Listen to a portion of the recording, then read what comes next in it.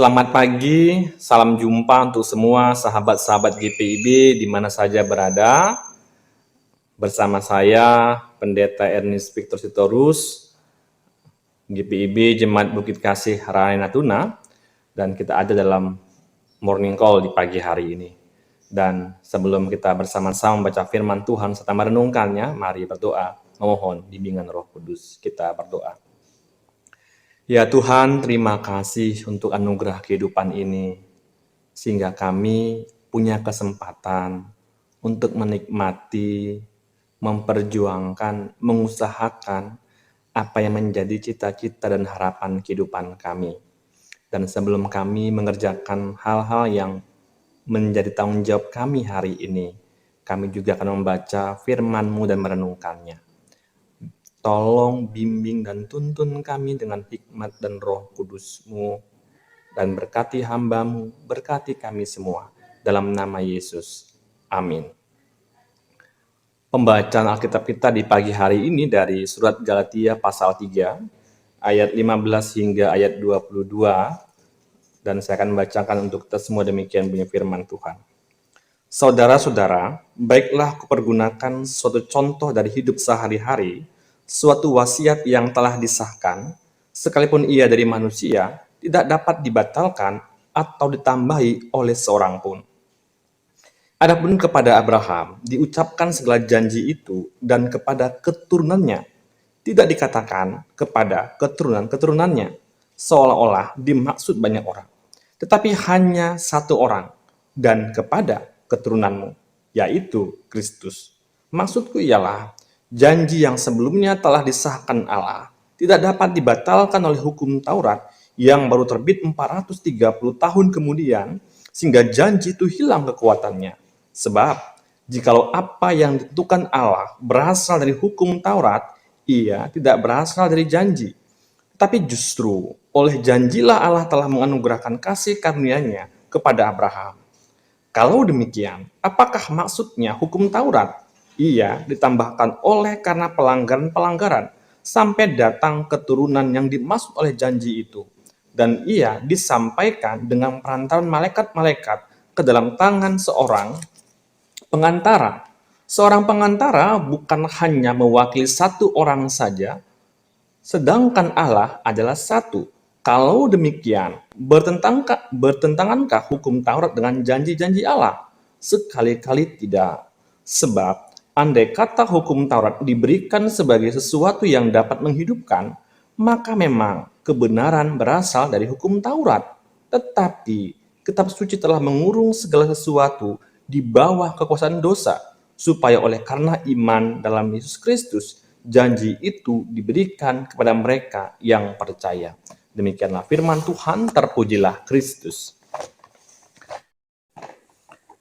Tradisi adalah suatu nilai atau kebiasaan yang diwariskan kepada kita, dan terkadang kita menerimanya begitu saja tanpa mempertanyakannya, karena berpikir itu adalah suatu nilai luhur yang harus memang kita terima dan kita jalankan. Dan tidak jarang pula kita kemudian bersikap begitu sensitif dan reaktif kepada orang yang kita anggap enggan melakukannya, apalagi kepada orang yang kita pandang berusaha untuk merubah tradisi itu atau kebiasaan itu. Kita menganggap mereka sebagai pengganggu atau perusak kebiasaan baik yang telah kita terima sebagai satu kebenaran. Dalam bacaan kita ini terjadi ketegangan antara orang Kristen Yahudi dengan orang Kristen dan Yahudi. Orang Yahudi yang telah menjadi Kristen mesti berpegang teguh pada ajaran lama mereka yang menganggap bahwa hidup kekal itu diterima oleh orang-orang yang setia melakukan hukum Taurat. Mereka belum bisa menerima hanya dengan percaya kepada Yesus mereka akan selamat. Bagi mereka, hal seperti ini menghilangkan rasa tanggung jawab manusia untuk tampil hidup baik di hadapan Tuhan. Karena itu kemudian mereka mengajak, bahkan mengintimidasi orang Kristen dan Yahudi untuk turut menjalankan hukum Taurat itu. Orang Kristen non-Yahudi berkeberatan, mereka menolak, karena mereka menjadi Kristen untuk mengikut Yesus dan bukan menjadi orang Yahudi. Dan kemudian sebagai orang Yahudi terdidik, ketika Rasul Paulus mendengarkan kabar ini, Rasul Paulus ingin mengkoreksi pemahaman yang keliru yang disampaikan dalam bacaan ini. Kemudian Rasul Paulus menjelaskan, jauh sebelum hukum Taurat diberikan, sesungguhnya Tuhan telah mengikat perjanjian keselamatan dengan Abraham. Dan itu seperti wasiat yang tidak dapat dibatalkan atau ditambahkan. Jadi, secara tersirat, Rasul Paulus ingin mengatakan, adalah sebuah kekeliruan besar jika memahami hukum Taurat yang menyelamatkan manusia. Keselamatan itu adalah prakarsa Allah yang datang menjumpai manusia yang bernama Abraham. Dan kemudian Tuhan menawarkan anugerah keselamatan itu. Dan Abraham merespon dengan iman. Dan kemudian Tuhan memperhitungkan iman itu sebagai suatu kebenaran. Jadi bukan manusia yang datang menjumpai Tuhan dengan membawa segudang amal baiknya dan kemudian menodong Tuhan untuk memberikan hidup yang kekal itu, tetapi Allah yang datang menawarkan anugerah keselamatan itu dalam ikatan perjanjian dengan Abraham. Dan Yesus Kristus adalah penggenapan janji Allah kepada Abraham.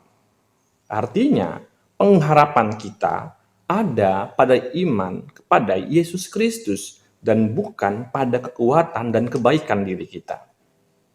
Mengimani keselamatan sebagai anugerah membawa kita pada suatu kesadaran bahwa masa depan kita ada pada kemurahan Tuhan dan bukan pada kekuatan dan kebaikan diri kita. Jadi, jangan biarkan diri kita kehilangan sukacita dan damai sejahtera dalam menjalani hari-hari hidup ini karena kita begitu terintimidasi dengan penilaian dan penghakiman orang-orang di sekitar kita yang mengatakan kita lemah, kita tidak bisa diandalkan, karena itu kita tidak punya masa depan.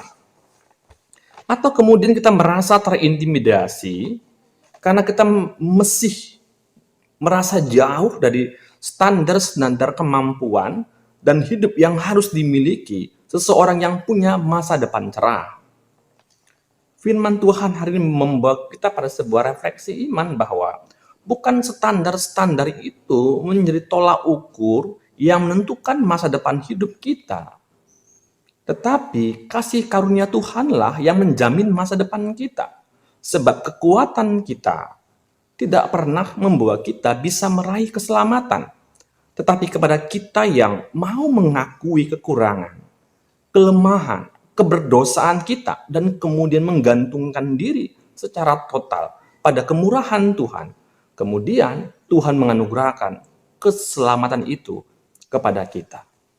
Jadi, kita diminta untuk menggeser pemahaman kita bahwa hidup benar, mengembangkan diri, melakukan amal baik, jerih lelah, bukan usaha memanggil masa depan yang sejahtera dalam kehidupan kita. Tetapi kita mengembangkan diri, berlaku benar, berjerilah dalam kehidupan ini adalah sebagai suatu sikap iman kita yang yakin teguh bahwa masa depan yang sejahtera itu sudah Tuhan sediakan bagi kita. Dan dalam perenungan firman Tuhan ini juga boleh menolong kita bahwa dalam iman pengharapan dalam Kristus sesungguhnya akan sangat menolong kita untuk memasuki dan menjalin hubungan yang baik dengan sesama kita. Kita akan menjalin suatu relasi yang lebih jujur, yang lebih terbuka, dan lebih harmonis dengan orang lain.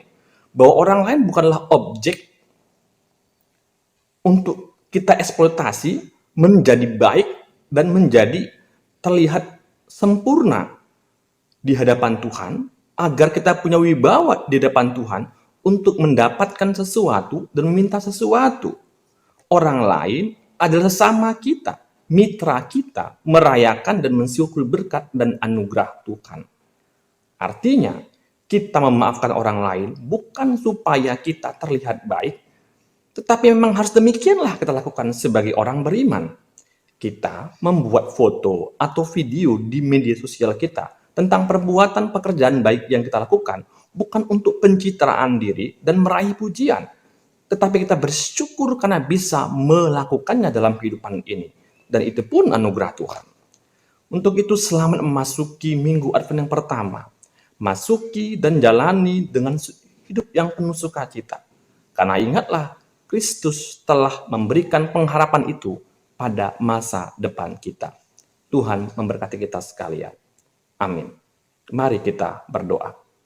Ya Tuhan, kembali kami datang kepadamu untuk mengucap syukur atas firman yang telah kami baca dan kami renungkan.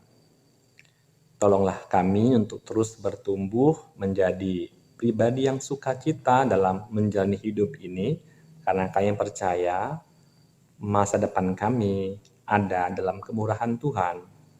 Dan biarlah kami juga boleh bertumbuh menjadi pribadi yang tulus dalam mengasihi, karena kami mengerti cinta dan kasih Tuhan pun telah kami terima dalam kehidupan ini. Tuhan, berkatilah kami dalam menjalani pekerjaan dan waktu kami sepanjang hari ini. Kiranya Tuhan berkenan untuk memudahkan, melancarkan setiap pekerjaan dan tanggung jawab yang harus kami selesaikan hari ini. Kalau kami harus menjumpai kesulitan dan kesukaran hari ini, Tuhan tolong berikan kami terang dan hikmat-Mu, dan Tuhan tolong topang kami dengan kuasa-Mu, sehingga kami boleh lepas dari kesulitan hidup kami. Berkati semua keluarga kami, biarlah mereka ada dalam kasih perlindungan Tuhan saja, sehingga mereka boleh menikmati hidup yang sukacita sepanjang hari ini. Berkati semua orang yang berharap kepada kemurahan Tuhan atas tubuh mereka yang sedang sakit dan lemah. Biarlah mereka boleh pulih, sehat, dan kuat kembali. Berkati setiap orang yang masih terus bergumul dan tertekan dengan masalah-masalah hidup mereka. Kiranya Tuhan boleh menolong mereka untuk kuat menjalani hidup ini, dan dalam kuasa-Mu Tuhan juga menolong mereka untuk selamat dalam kesulitan yang mereka hadapi. Tuhan, kami mau menyerahkan hidup kami sepanjang hari ini dalam kemurahan Tuhan saja. Ampunkanlah segala pelanggaran dan dosa kami. Kiranya kasih Tuhan boleh melayakkan kami untuk menikmati hidup yang sejahtera sepanjang hari ini. Di dalam nama Yesus, kami mengucap syukur, mohon berkat kepada Bapa di surga. Amin. Selamat pagi, selamat beraktivitas, dan selamat memasuki minggu Advent yang pertama. Tuhan memberkati kita sekalian.